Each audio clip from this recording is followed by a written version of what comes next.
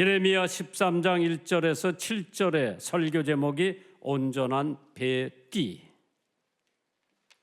레위기 8장에 보시면은 모세가 아론과 그 아들에게 속옷을 입히고 겉옷을 입히고 허리에는 띠를 띠고 머리에는 관을 씌우고, 그런 유래가 지금도 천주교 정통 소련교에서는 실현되고 있어요. 그러나 예수 그리스도께서 십자가에 못 박혀 돌아가심으로써 once for all, 단번에 모든 것을 다 이루어놨기 때문에 지금 그러한 예식은 그렇게 중요한 것이 아니라 하나님 말씀, 이 말씀에 근거해서 신앙생활이 제대로 될 때에 하나님께서 기뻐하시지, 이러한 의상 때문에 하나님께서 기뻐하시고 은혜를 주시는 것이 아니라 과연 내 속사람이 예수 그리스도의 보혈의 공로로 말미암아 새 사람이 되었다고 하는데 하나님께서 거기에 은혜를 내려주시는 줄 믿으시기 바랍니다. 하나님을 부인하는 것은 모든 것을 잃어버린 것이고, 하나님을 인정한다는 것은 전부를 얻는다고 하는데, 하나님께서 오늘 성도들의 교훈하시는 방법도 다양합니다. 예레미야 선지자는 꼭 셈볼, 어떤 상징적인 것을 가지고 설교를 많이 했어요. 그래서 오늘도 뱃띠, 이거를 예레미야가 이스라엘 백성들에게 사실 상징적으로 얘기를 한 거는 허리에 힘을 주기 위해서 뱃띠를 띠는데, 이거는 하나님과 함께 한다고 하는 뜻이 하나님하고 붙었다고 하는 뜻이죠. 포도나무에 가지가 붙어 있지 않으면 열매를 맺을 수 없는 것처럼 우리가 뱃띠를 맺다고 하는 것은 이스라엘 백성들이 하나님에게 붙어 있다고 하는 거고, 그렇게 붙어 있는 사람들에게는 하나님의 은혜와 축복을 늘 받지만은 뱃띠가 썩어서 맬 수가 없으면은 이미 하나님의 영광과 하나님의 축복이 떠났다고 하는 상징적인 설교를 예레미야가 이스라엘 백성들에게 한 본문의 말씀입니다.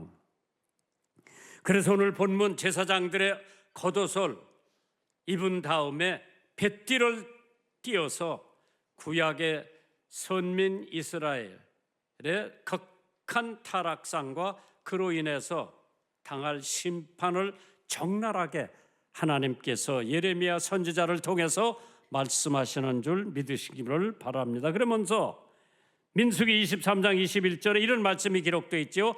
여호와는 야곱의 허물을 보지 아니하시며 이스라엘의 패역을 보지 아니하시는도다.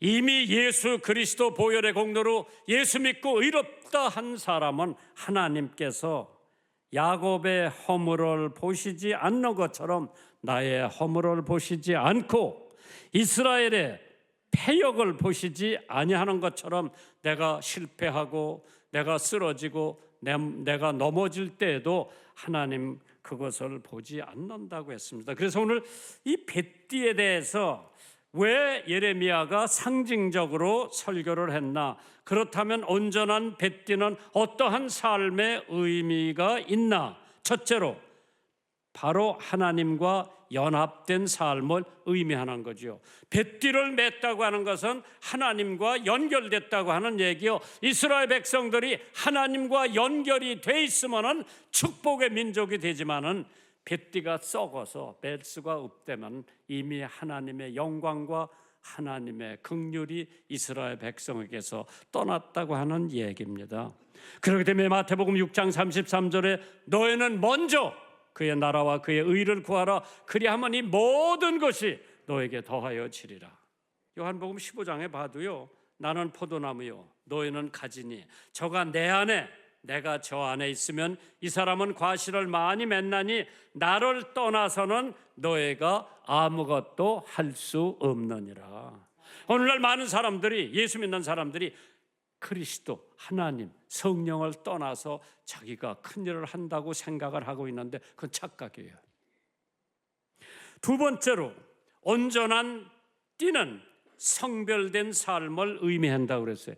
하나님 앞에 붙어 있는 사람은 늘 세상과 성별된 삶을 살아야 돼요. 우리가 예수 믿고 난 다음에도 세상 삶을 그대로 영유해 나가면은 우리는 하나님에 붙어 있는 사람이 아니라 세상에 붙어 있는 사람이에요. 에베소서 2장 2절에 그때의 너희가 그 가운데서 행하여 이 세상의 풍속을 쫓고 공중의 권세 잡은 자를 따랐으니 곧 지금 불순종의 아들들 가운데서 역사하는 영이니라. 오늘 여러분의 삶을 되돌아보세요. 내가 하나님에 속한 사람인가? 세상에 속한 사람인가? 세 번째로 온전한 띠는 남을 위한 삶을, 즉 중보자의 삶을 의미한다고 그랬어요. 나의 삶이 남을 위해서, 하나님과 내 사이에는 멀어졌는데 예수 그리스도께서 중보자가 돼가지고 나를 하나님께로 이어준 분이 예수 그리스도죠.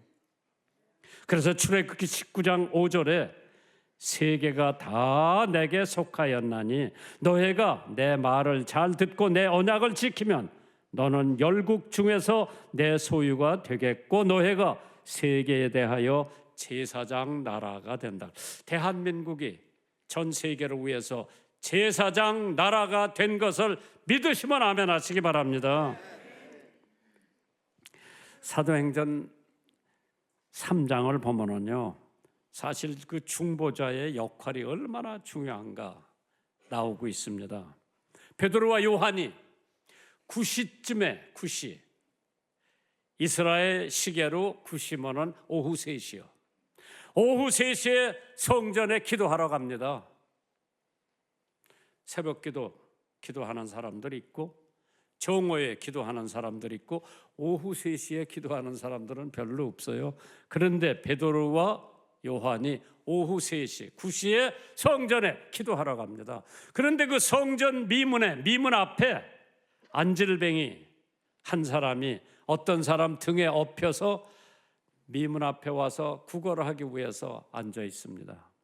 사람 지나가는 사람들한테 다 손을 내밀면서 동냥을 하고 있으니까 베드로, 요한이 지나가다가 참 멋진 사람들이에요. 사람이 사람을 만나면 역사가 일어난다. 사람이 하나님을 만나면 기적이 일어난다. 베드로와 요한이 들어가는데 이 안질뱅이가 손을 내밀고 동냥을 하는 거예요. 그때 베드로가 뭐라고 얘기를 하는 거니? 은과 금은 내게 없어도 내게 있는 것을 너에게 주노니 팔을 붙들고 일어나라. 그러니까 안질뱅이가 버떡 일어나서 집으로 간 게 아니라 성전 안에 뛰어서 하나님을 찬양했다고 하는 말씀이 사도행전 3장에 나옵니다. 베드로와 요한, 업으로서 고기만 잡던 사람이 예수를 만난 다음에 성령 받고 하나님의 종이 돼서 오후 3시에 성전에 기도하러 가다가 안질뱅이 거지를 하나 만나서 은과 금은 내게 없으나 내가 가지고 있는 것을 내게 주노니 일어나라 그랬어. 버떡 일어났어. 그 안질뱅이가 가장 귀한 선물 중에 선물 받은 것은 그날 베드로와 요한 만나가지고 안질뱅이가 고침을 받은 것처럼 더 큰 선물은 없었을 겁니다. 성전에 뛰어갔다고 그랬어요. 하나님을 찬미했다고, 하나님을 찬양했다고 그랬어요. 중보자의 역할, 베드로와 요한. 이미 예수님은 하늘로 승천에 올라가셨기 때문에 그 모든 능력과 권력과 병 고치는 일을 하나님께서 12 제자들에게 주시고 가셨어요. 중보자. 그래서 이 온전한 뱃띠라고 하는 것을 남을 위한 삶을 의미하고, 즉 중보자의 삶을 의미한다고 그랬습니다. 잠언 16장 5절에 물은 마음이 교만한 자를 여호와께서 미워하시나니 피차 손을 잡을지라도 벌을 면치 못하리라. 그러나 진짜 중보자의 손을 잡으면 하나님께서 안질뱅이도 일으켜 주실 수 있는 능력이 거기 있는 줄 믿으시면 아멘 하시기 바랍니다. 오늘 본문의 말씀을 통해 하나님께서 우리에게 주시는 온전한 뱃띠가 무엇인지 함께 생각하면서 은혜 받기를 바랍니다. 첫째, 뱃띠의 계시, 심볼, 상징적으로 예레미야 13장 7절을 보세요. 내가 유브라데로 가서 그 감추었던 곳을 파고 띠를 취하니 띠가 썩어져서 쓸데없이 되었더라. 예레미야에게 뱃띠를 매라고 그랬죠. 세례 요한도 가죽 옷을 만들어서 입고 든든한 띠를 허리에다 차고 그의 먹는 것은 메뚜기와 꿀이라고 그랬죠.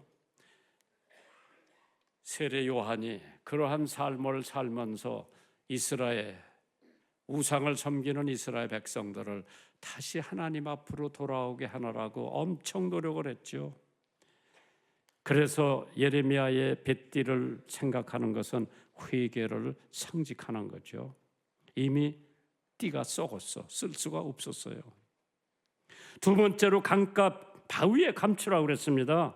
하나님께 매여 있어야 할 띠가 교만과 우상 섬김과 하나님 말씀을 거역한 죄로 그 띠가 썩었어. 쓸 수가 없어요. 이스라엘 백성들의 현상을 그대로 예레미야 선지자가 선전한 거죠.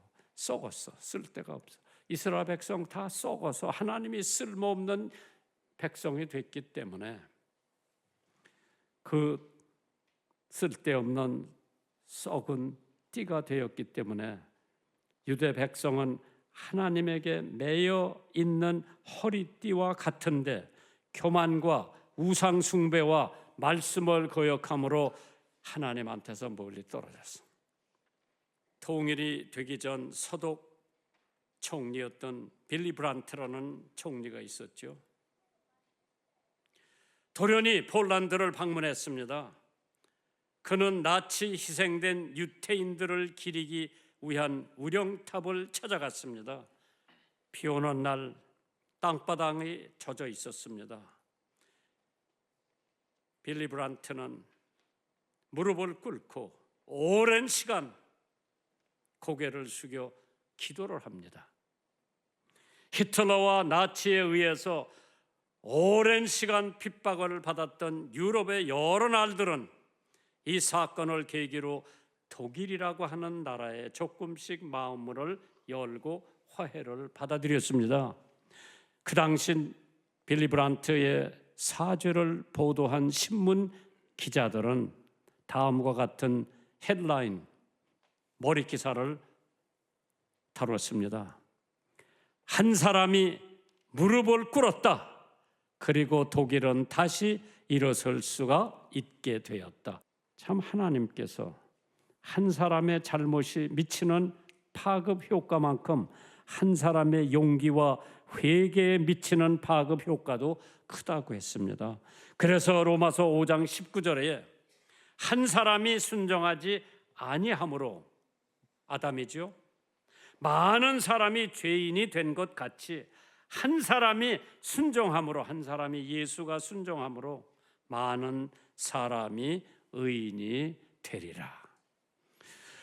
하나님이 우리들의 죄를 용서해 주시고 썩어진 띠를 다시 새로운 뱃띠로 메어서 우리 민족이 하나님과 함께 있어야 축복받는 민족이 되는 줄 믿으시기를 주님의 이름으로 축원합니다. 영국 웨일스라고 하는 곳에 제가 침례교 총회장 때 한번 가서 영국의 모든 침례교 목사님들 모이는 데 가서 설교를 했어요. 웨일스라고. 나 처음 가봤어. 역사를 뒤져보니까 그 웨일스라고 하는 나라에서 부흥회가 일어났어요. 부흥이 일어났는데 어떻게 일어났냐. 어떤 여인이 주기도를 하기 시작했어. 주기도를 쭉 하면서 어디까지 간다고 하니 우리가 우리에게 죄진 자를 사하여 준 것 같이 거기까지 하고 더 기도를 이질 못했어. 왜? 자기가 용서하지 못한 사람들이 떠오르는 거예요. 우리가 우리에게 죄진 자를 용서하여 준 것 같이 우리를 용서해달라고 하는 하나님 앞에 드리는 주기도. 거기서 딱 멈춰서 그 순간 미워하고 있던 한 형제의 얼굴이 떠올랐습니다.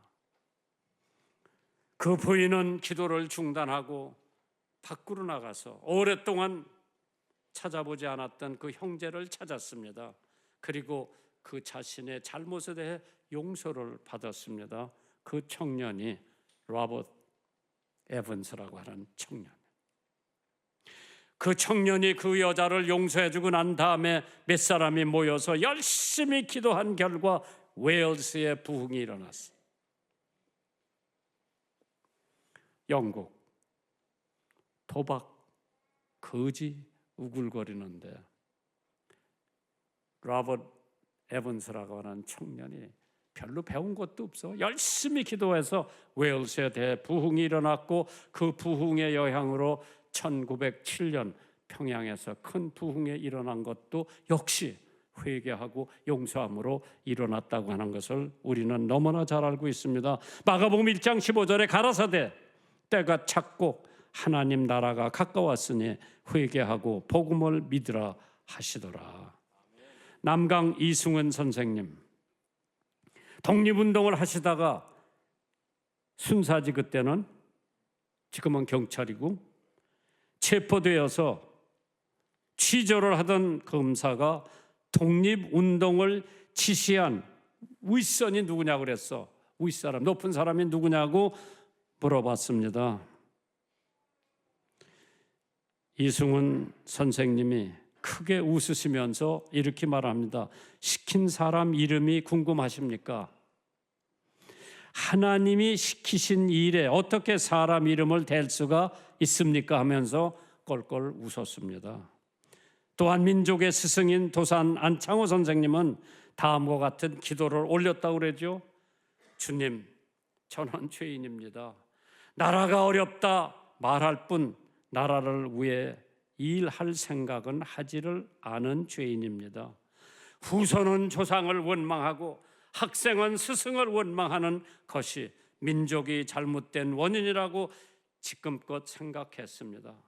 다른 사람만 잘못했다 탓하면서 정작 스스로 돌아보지 않는 저의 죄를 회개하오니 용서하여 주옵소서.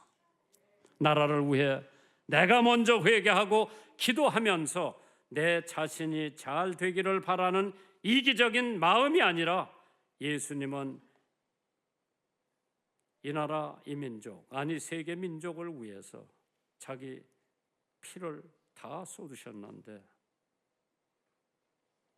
우리는 다른 사람의 죄만 탓하고 나는 아무것도 안 하고 있는데 오늘 역대하 7장 14절에 하나님께서 우리 민족에게 주시는 말씀이라고 나는 믿습니다. 내 이름으로 일컫는 내 백성이 그 악한 길에서 떠나 스스로 겸비하고 기도하여 내 얼굴을 구하면 내가 하늘에서 듣고 그 죄를 사하고 그 땅을 고친다고 했어요. 두 번째, 봉사의 띠. 예레미야 13장 6절 7절에 여러 날 후에 여호와께서 내게 이르시되 일어나 유브라데에 가서 내가 내게 명하여 거기 감추게 한 띠를 취하라 하시기로 내가 유브라데로 가서 그 감추었던 곳을 파고 띠를 취하니 띠가 썩어서 쓸데없게 되었더라. 여러분과 내가 메고 있는 봉사의 띠가 썩어버렸어요. 쓸모가 없게 되었어요. 왜? 나만 잘 먹고 나만 잘 살고 내 아들 내 딸만 좋은 학교에 가고 내가 좋은 아파트에서 살면 되지 남이야 어떻게 되든. 어느 교회 가보니까 쌀떡을 만들어 놓고 교인들이 쌀을 갖다 부어놓고 동네에 굶는 사람들 와서 쌀 퍼가라 그러더라. 난 멋있다고 봤어요. 인자가 온 것은 섬김을 받으려 함이 아니라 도리어 섬기려 하고 자기 목숨을 많은 사람의 대속물로 주려 함이니라. 남을 나보다 낮게 여기는 봉사의 띠. 예수님께서 발을 씻기는 봉사, 겸손의 띠지요. 내가 너에게 본을 보여준 것처럼 너희도 가서 그렇게 하라고 그랬죠. 봉사의 띠, 섬김의 띠. 섬김을 받으러 온 것이 아니라 나는 섬기러 왔다고 그랬어. 예레미야 6장 13절에 이는 그들이 가장 작은 자로부터 큰 자까지 다 탐람하며 선지자로부터 제사장까지 다 거짓을 행함이라. 그들이 내 백성의 상처를 심상히 고쳐주며 말하기를 평강하다 평강하다 하나 평강이 없도다. 존 와나메이커 백화점 알죠? 자선사업가로서 기부를 많이 한 사람 중에 하나고 주일학교 선생을 하면서 장관을 했어요. 장관하는 조건이 뭐냐? 주일날마다 내 고향에 내려가서 주일학교 학생들 가리키는 조건이 허락이 되면 내가 장관직을 수락합니다. 그래서 장관직 수락해서 주일날이면 자기 고향에 가서 아이들 주일학교를 가리켰어. 그 사람이 엄청 돈을 많이 벌어서 이제 세계 여행을 한번 떠나는데 중국을 갔어. 그런데 어떤 농장에 이렇게 가봤는데 아버지는 거기 이제 소 2마리가 쟁기를 끌고 가면 아버지가 먹는데 소 1마리에다가 아들 청년이 지금 끌고 가고 아버지가 지금 밭을 가는 거라. 참 신기해가 본 나머지 물어봤어요. 왜 소 2마리가 끌어야 할 쟁기를 소 1마리하고 당신 아들이 끊느냐? 그때 그 아버지가 얼마 전까지 소 2마리가 있어서 쟁기를 끌었는데 지난주에 1마리를 팔았대. 그러면서 저기 보이는 저 교회 예배당을 지을 때 우리 부자는 헌금할 것이 없어서 염려했는데 제 아들이 아버지 내가 소 1마리 대신 쟁기를 끌을 테니까 소 1마리 팔아서 교회 헌금하세요. 그 얘기를 들은 와나메이커는 내가 가진 재산을 가지고 많은데 기부를 하고 헌금을 했는데 소 1마리를 팔아서 예배당 짓는데 헌금을 하고 큰아들이 소와 같이 쟁기를 끄는 것을 봤을 때 너무 감동을 받아가지고 와나메이커가 소 하나 사주고 갔어요. 하나님은 애누리가 없으세요. 누구를 통해서 갚든지 갚아주시는데 오 하나님 충성스러운 청년에게 축복하여 주옵소서. 와나메이커가 기도한 거예요. 저로 하여금 이렇게 기쁨으로 희생하게 하여 주시옵소서. 그리고 소 1마리를 사주고 떠났어. 봉사의 띠. 마지막으로 오늘 본문의 말씀을 보면 기다리는 띠가 있다 그랬어. 나 여호와가 말하노라 띠가 사람의 허리에 속함 같이 내가 이스라엘 온 집과 유다 온 집으로 내게 속하게 하여 그들로 내 백성이 되게 하며 내 이름과 칭예와 영광이 되게 하려 하였다고 그랬어. 내 허리에 붙어 있다고 하는 것은 이스라엘 백성이 하나님에 붙어 있다고 하는 건데 마찬가지요.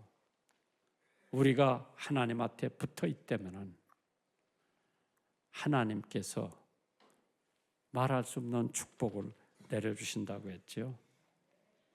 말세의 징조 있어요 없어요? 지금 남가주에 폭설이 왔어요. 이거는 여태까지 거기 눈 온 적이 없어요. 3m 폭설이 내렸다 그러죠. 전쟁, 지진, 미혹하는 자. 지금 우크라이나 전쟁을 포함해서 2000년 이후에 전쟁이 적어도 14번이나 일어났고요. 지진은 100번이나 일어났다 그러죠. 하나님께서 세계 2차 대전 중에 아우슈비츠 강제 수용소에 수많은 명의 유대인들이 갇혀 있었을 때 그곳 벽에 벨르모글이 다 써져 있었는데 그 중에 글 하나를 사람들이 남겼어요. 우리는 메시아가 오실 것을 믿고 있다. 단지 그의 도착이 좀 늦어지고 있을 뿐이다. 신약성경에 예수님 재림이 318번이나 나와 있죠. 하나님께서 준비하세요. 하나님의 축복이 임할 겁니다. 여러분들이 준비하신 헌금 하나님 앞에 봉헌하십니다.